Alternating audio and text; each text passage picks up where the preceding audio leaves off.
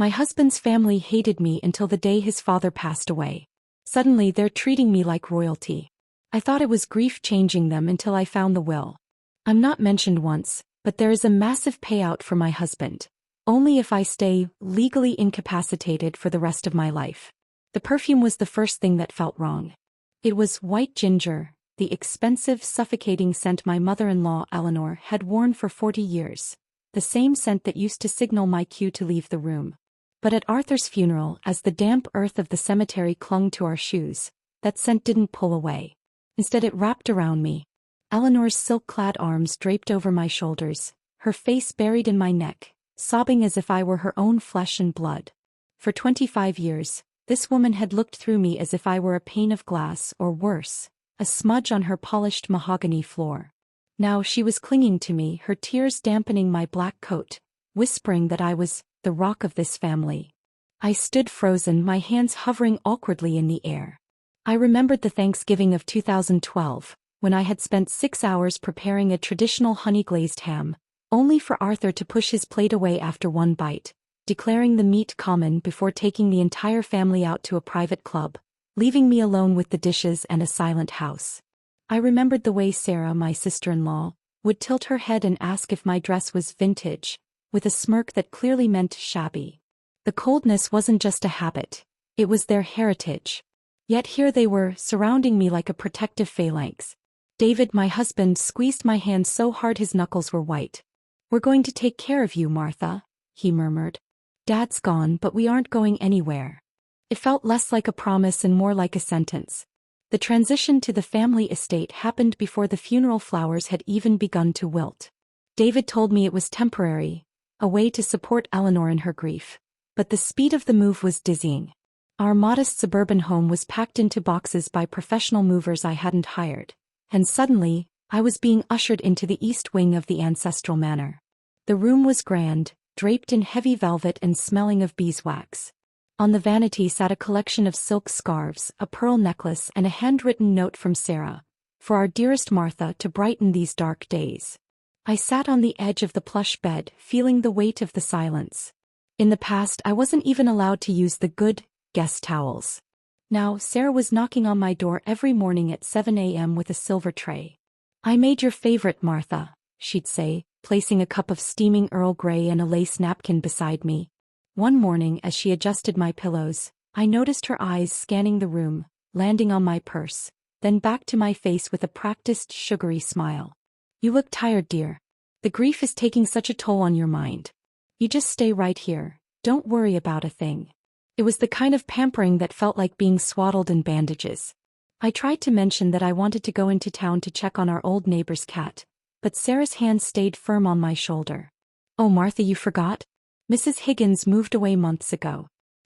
You're getting so forgetful." It's the shock. My heart skipped. Mrs. Higgins hadn't moved. I'd spoken to her yesterday. Or had I? By the second week, the health initiative began. It started with a man named Dr. Aristhorpe, a silver-haired, dear friend of Arthur's who arrived for tea but stayed for a medical consultation. I was sitting in the sunroom feeling perfectly fine, when Eleanor took my hands in hers. "Martha, we've noticed you're a bit unsteady. Your color is off. David and I just want to make sure the stress isn't damaging your heart." Dr. Aristhorpe didn't use a stethoscope. He just watched me, scribbling notes while David sat in the corner, nodding solemnly. They spoke about me as if I were a child or a ghost. "She's been wandering into the garden at odd hours," David told the doctor. I opened my mouth to protest. I'd gone out to pick a single rose, but the words died in my throat when I saw the unified, pitying look they all gave me. They weren't angry anymore. They were concerned. And that concern was far more terrifying than their hatred had ever been. Then came the foggy afternoons. It started with a new regimen of supplements Dr. Aristhorpe prescribed, little blue capsules to level out the cortisol. After the first dose, the world began to lose its sharp edges. I remember standing in the rose garden, the sun feeling unusually hot against my skin. I reached into my pocket for my keys, wanting to just sit in my car and listen to the radio, anything that belonged to my old life. The keys weren't there. I began to panic, patting my pockets, turning over the mulch, my breath coming in shallow gasps. Eleanor appeared at the French doors, watching me. She didn't come to help. She waited until I was on my knees, frustrated and dizzy, before calling out to David. There she is, son. Doing it again. Searching for things that aren't there. David came down the steps and lifted me up. Martha, honey, you gave me your keys for safekeeping 3 days ago. Don't you remember? I stared at him, my head swimming. I had no memory of that. I must have forgotten, I whispered. He squeezed my arm, his face a mask of tragic devotion. It's okay. We're here to remember for you. That afternoon, the tea Sarah brought tasted metallic, like a penny hidden under my tongue, but I drank it anyway because their eyes were on me, heavy and expectant. The walls of the estate began to feel like they were leaning inward. I woke up on a Tuesday morning and reached for my phone on the nightstand. It was gone. I checked the bathroom, the pockets of my robe, even under the bed. When I asked the maid, a quiet woman who refused to meet my eyes, she simply said, "Mr. David took it to have the software updated, ma'am. He said you were having trouble making calls." I hadn't had any trouble. I walked down to the garage, thinking I would just take David's car, but the heavy oak doors were locked, and the security system had been upgraded. Every time I moved from one room to another, a family member was there. If I went to the library, Sarah was suddenly there, dusting shelves. If I went to the kitchen for water, Eleanor was there, slicing fruit. I was being treated like royalty, escorted, fed, and shielded from the world, but I realized with a jolt of cold clarity that I was actually a prisoner. I sat in the grand dining room that evening, the chandelier light reflecting off the silver forks. David was cutting my steak for me, his movements methodical and calm. "You're doing so much better, Martha," he said, patting my hand. "Just a few more weeks of rest and we'll have everything settled. The lawyers, the doctors, everyone agrees you need a quiet life from now on." I looked at the special tea Sarah was pouring, the steam rising in a lazy, mocking swirl. I realized then that their kindness wasn't a change of heart. It was a shroud. They weren't waiting for me to get better. They were waiting for me to disappear while I was still standing right in front of them. The steak on my plate felt like lead, but I forced myself to chew, my eyes fixed on the rhythmic movement of David's hands as he adjusted the silk tie I had bought him for our last anniversary. Downstairs, the muffled sound of laughter and the clinking of crystal glasses drifted up from the parlor. They were celebrating a business win, Eleanor had called it, though they hadn't invited me to join. "You need your rest, Martha," she'd said with that practiced thin-lipped smile. "The noise would only scramble your poor head." I waited until the house settled into that heavy, post-celebration hum. When the clock in the hallway struck 11, I slipped out of my bed. I didn't turn on the lights. I let my bare feet find the familiar path through the thick carpet of the gallery, my heart hammering against my ribs like a trapped bird. I wasn't looking for a fight. I was looking for a dial tone. I needed to hear a voice that wasn't filtered through the family's concern. I crept into Arthur's old study, a room that still smelled of stale cigars and expensive leather. I searched the desk drawers, my hands trembling as I fumbled through fountain pens and embossed stationery, hoping to find a forgotten handset or even a tablet. My hip brushed against the heavy velvet curtain behind the desk and I felt something hard and cold. I pulled the fabric back. Behind a framed portrait of a hunt club sat a wall safe. To my shock, the heavy steel door wasn't clicked shut. It was resting a quarter-inch open, likely left ajar by a distracted David or a hurried lawyer during the evening's festivities. I pulled it open, the hinges letting out a ghostly groan. Inside weren't gold bars or jewelry. There were files. Thick, cream-colored folders bound with blue legal tape.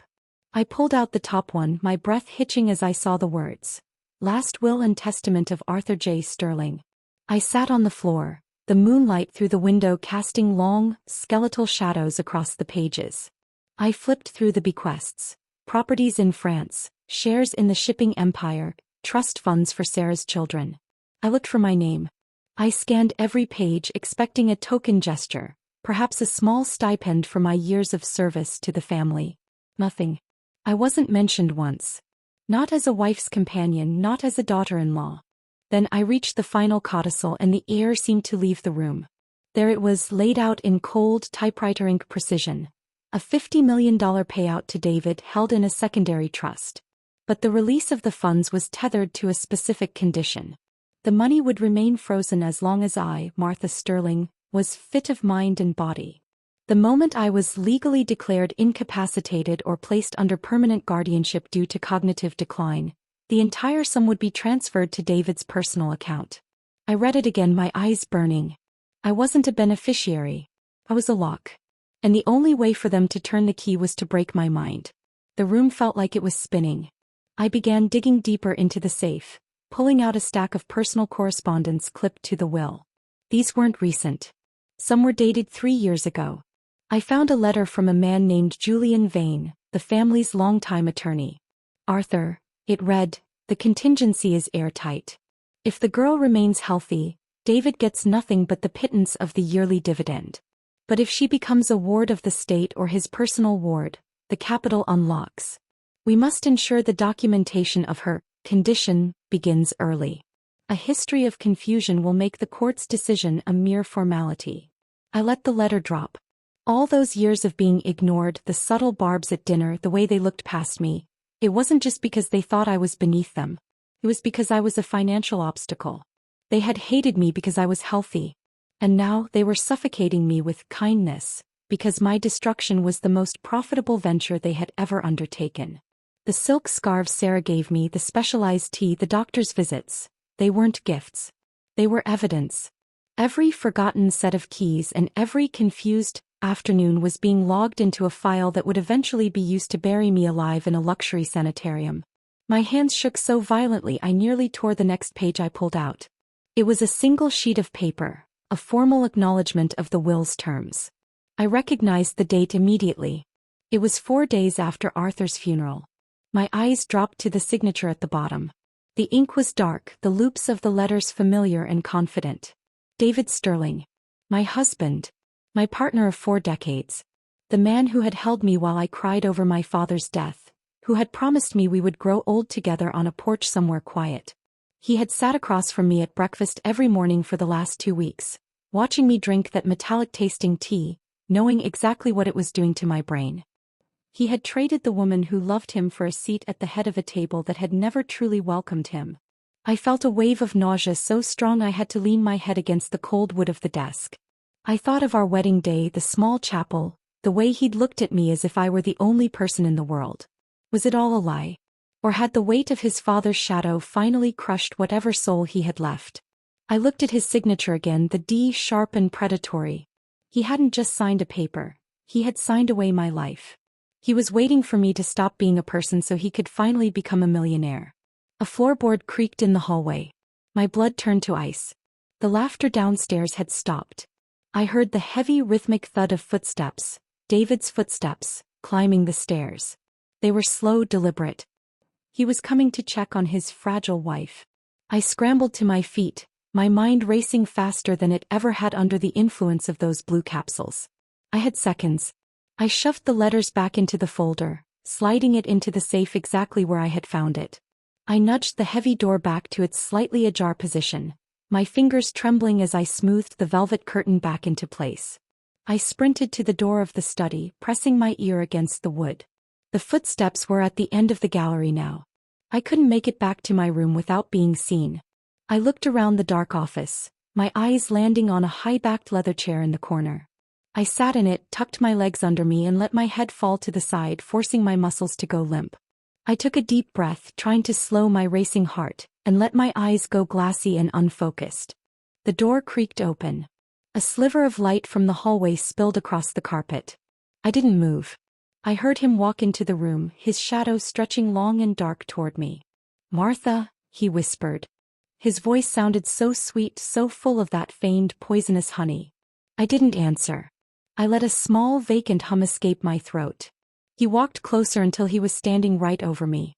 I could smell the expensive scotch on his breath. He reached out and gently stroked my hair, a gesture that would have comforted me yesterday, but now felt like the touch of a spider. "Oh, Martha," he sighed, and for a second I thought I heard a flicker of genuine regret. "You shouldn't be out of bed. You're wandering again." He leaned down, picking me up as if I were a porcelain doll that might shatter. I let my arms hang uselessly, playing the part of the legally incapacitated wife they so desperately wanted. As he carried me back to my gilded cage, my mind was no longer foggy. The betrayal had burned the mist away. I wasn't his victim anymore. I was his shadow and I was going to wait for the perfect moment to strike back. The sheets felt like a burial shroud as David tucked me in, his hands lingering on my shoulders with a terrifying tenderness. I kept my breathing shallow, my eyes half closed, letting my head loll to the side. "Sleep now, Martha," he whispered, his voice thick with a counterfeit grief that made my skin crawl. "Everything is being taken care of." I waited until the click of the door signaled my solitude before I spat out the remains of the blue capsule I'd tucked into my cheek. I had become an expert at the sleight of hand required to survive this house. Over the next week I became the perfect patient. I leaned into the incapacitated role with the dedication of a stage actress. At dinner, I would let a fork slip from my fingers, watching it clatter against the fine china, and then I would stare at it with a vacant, puzzled expression as if I'd never seen a utensil before. One evening, I purposefully tipped a glass of expensive Bordeaux, watching the red liquid bloom across the white lace tablecloth like a fresh wound. Sarah gasped, but Eleanor merely reached over, patting my hand. "It's all right, dear. You just don't know your own strength lately." I saw the look she shot David, a sharp, hungry glint. They were ready. I heard them whispering in the hallway later that night about the evaluator, and how my rapid decline would make the hearing a mere formality. Their greed was making them sloppy. They were so convinced they had broken me that they stopped checking to see if I was actually swallowing the tea. My window of opportunity came through an unlikely source. Miguel, the gardener who had worked for the Sterlings for 30 years and had always been treated like the scenery. One afternoon while I was being supervised in the garden, I managed to slip him a diamond ring I'd hidden in my palm, one Arthur had given me years ago. In exchange, he left a prepaid burner phone inside a hollowed-out terracotta pot by the hydrangeas. With my heart thumping against my ribs, I crouched behind the tall hedges and dialed the only person I knew who understood the weight of a legal lie: Beatrice. Beatrice was my old bridge partner, a retired court stenographer who had spent 40 years watching people try to cheat the law. "Martha? Is that you?" Her voice crackled over the line, sharp and grounded. I spoke quickly, my voice a jagged whisper, explaining the will, the drugging, and the impending evaluation. "We didn't have much time. I need a real evaluator, B. Not their family lapdog. And I need a witness who isn't on the payroll." Beatrice didn't hesitate. She had a nephew in the district attorney's office and a friend at the state medical board. We coordinated a plan that required me to stay lost for 3 more days. "Don't stop the act, Martha," she warned. "If they suspect you're back, they won't just drug you. They'll move you before I can get there." The day of the evaluation arrived with a suffocating gray mist that clung to the estate windows. The parlor was staged like a courtroom. Dr. Aristhorpe sat in the wingback chair, his clipboard ready, looking every bit the prestigious physician. Eleanor and Sarah sat on the velvet sofa, dabbing at their eyes with handkerchiefs, while David stood by the fireplace, his face set in a mask of tragic stoicism. They had even invited Julian Vane, the family lawyer, to oversee the voluntary signing of the guardianship papers. I was led in like a lamb, wearing a housecoat that was slightly misbuttoned, my hair intentionally disheveled. "Martha," Dr. Aristhorpe began, his voice condescendingly soft. "Do you know what day it is?" I looked at him, letting my lower lip tremble. I mumbled something about it being 1994, watching Eleanor's eyes light up with triumph. "And do you understand why we are all here?" David stepped forward, his hand reaching for the pen. "She's tired, doctor. Let's just get through the paperwork so she can rest." That was the moment I stopped being the victim. I stood up straight, the slumped weight of the last month falling away from my shoulders. I reached into the hidden pocket I'd sewn into my robe and pulled out the burner phone, pressing play on a recording I'd made of David and Sarah discussing the dosage of my medication just the night before. "Actually, doctor," I said, my voice cutting through the room like a cold blade, "I know exactly what day it is. It's the day your medical license becomes a souvenir." The silence that followed was absolute. Eleanor's mouth dropped open. David froze, the pen hovering over the paper. Before they could react, the heavy front doors groaned open. Beatrice walked in, flanked by 2 men in dark suits and a woman carrying a medical bag that didn't belong to the Sterling family circle. "This is Dr. Halloway from the State Board," I announced, stepping toward the table. "And these gentlemen are from the Fraud Division." The transition from a confused old woman to a sharp, terrifyingly lucid witness was a masterpiece. I laid out the hidden will on the table, the copy Miguel had helped me make, and pointed to the clause about my incapacitation. I detailed every vitamin I'd been forced to take, handing over the samples I'd saved in a silk pouch. I watched the color drain from David's face, turning him a sickly shade of gray. He tried to speak, to reach for me, but I stepped back, my eyes as hard as flint. I loved you for 40 years, David. I would have given you everything. But you wanted to steal my mind while I was still using it. The house of cards didn't just fall, it imploded. Within an hour, the specialists were being questioned in separate rooms, and Julian Vane was frantically calling his own legal counsel. The evidence was undeniable. The recordings, the blood tests that Dr. Holloway took on the spot, and the paper trail of the secret trust. David was led out in handcuffs, his head bowed, the weight of the $50 million finally crushing him in a way he hadn't expected. He wasn't going to the head of the table, he was going to a cell. Sarah and Eleanor were left standing in the foyer of their crumbling empire, the royalty treatment they'd afforded me now a bitter memory as the police began seizing the very documents they'd used to trap me. 6 months later, the air smells of salt and pine, not white ginger. I am sitting on the porch of a small, sturdy cottage overlooking the coast, far away from the shadows of the Sterling estate. The settlement from the legal battle was significant, enough to ensure that the family wealth was dismantled and redistributed to the charities Arthur had spent his life avoiding. I pour myself a cup of tea, the steam rising in the crisp morning air. There is no metallic aftertaste here. I look at my hands, they are steady. I realize through all of this that family isn't defined by a last name or a line in a will. It's defined by who stands by you when the lights go out. They tried to build a golden cage for me, thinking my age made me weak and my love made me blind. But in their greed, they forgot that a woman who has survived 40 years with the Sterlings knows exactly how to fight. I didn't just escape their trap, I took the keys with me. Now, as I watch the tide come in, I finally understand what true royalty feels like. It's not about being served. It's about the peace of knowing that no one owns your mind but you. I take a sip of my tea, savoring the warmth, and smile at the horizon. I am free, and for the first time in my life I am exactly where I belong.